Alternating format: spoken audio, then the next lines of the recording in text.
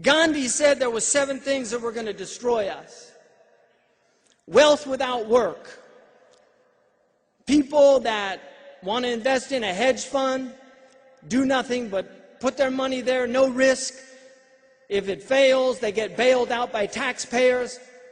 This has to end, and the only way it can end is by a populace that's vigilant, a citizenry that actually reads and knows what's going on. And that's why entertainment and dumbing people down and keeping them from thinking about these things, as long as that continues on, as long as people are more concerned about what's going on the reality television show they're obsessed with, or who won this, that, or the other game, as long as they're entertained by those things, the wolves out there are going to keep eating the sheep. Wealth without work, pleasure without conscience. We live in a society where sexuality now has become a technique. You buy a book to learn how to become a good lover. There's websites now for cheaters.com, where married couples can find other married couples that want to commit adultery. What's happened to our society, people? You can't sit around and just think these things are normal. These are terrible signs. Pleasure without conscience, without thinking of the repercussions of what happens when you pursue pleasure without any moral compunction. Knowledge without character, going to Yale, Harvard, getting these degrees, and then robbing people blind and laughing about it. Enron, the smartest men in the room. That's what happened in Enron.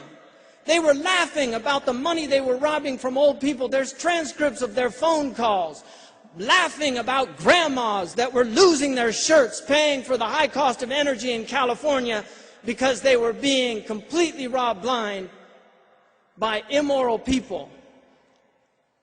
Commerce without morality is an extension of business of character, knowledge without character.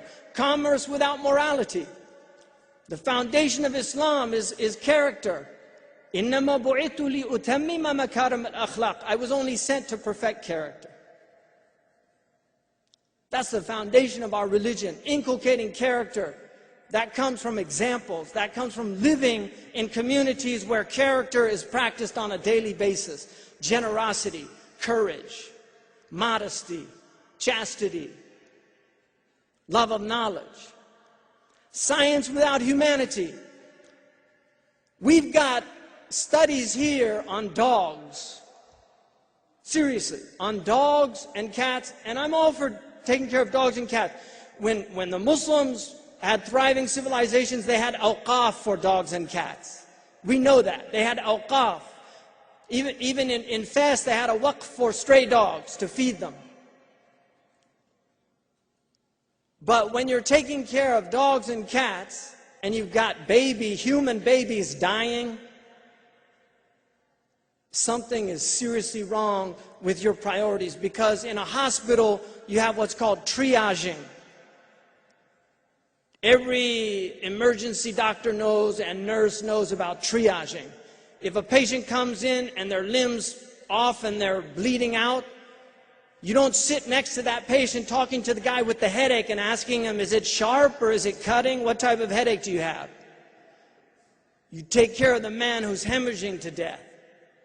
Triaging, priorities, science. We've got all of our talented scientists developing weapons of mass destruction for enemies that are created out of thin air, enemies that are more like characters out of a James Bond film, living in caves somewhere, boogeymen that are conjured up to scare people. Are you scared yet? That was a headline on Time magazine. We need our scientists to actually be in the pursuit of excellence, not for profit, not for the Nobel Peace Prize. Fi sabilillah. Fi sabilillah. It's a completely different set. Religion without sacrifice. Imam Zayd was talking about. Can you half submit? Udkhulu fi salmi kaffa. Enter into Islam totally and completely. Don't be half-hearted, half-baked. You can't have half submission. It's called nifaq. That's what half submission's called in our religion. It's called nifaq. لا يقومون إلا كسالى. They just get up there lazy. They do it half-heartedly. And finally, politics without principle. Politics without principle. Barack Obama is from ancestry. His father was from Kenya. Malaria is a major problem in Kenya. It's a personal problem for him. But when you're in a political machine that eats at principle, when you can't speak the truth because you're so afraid of what the spin doctors are going to do, Fox News will turn everything upside down. And so will ABC and CBC and NBC and all of the other ones. They just have different degrees of it. But I'll give you an example of politics without principle. When you don't deal with tort reform in malpractice cases, that's politics without principle. Because the tort lawyers in this country are so powerful, they don't want caps on malpractice suits, which raises up the cost of everything. It forces doctors to do unnecessary procedures, which elevates the cost of health care. But they don't want to talk about that because it's politics without principle. Instead of looking at the principle, and we have caps in Islam. The Prophet put caps on a human life. No life can be judged by wealth, and that's the point. The higher you go doesn't make it any less or more. But the cap is a cap because people can't afford. If you make things so exorbitant, everything goes up with it.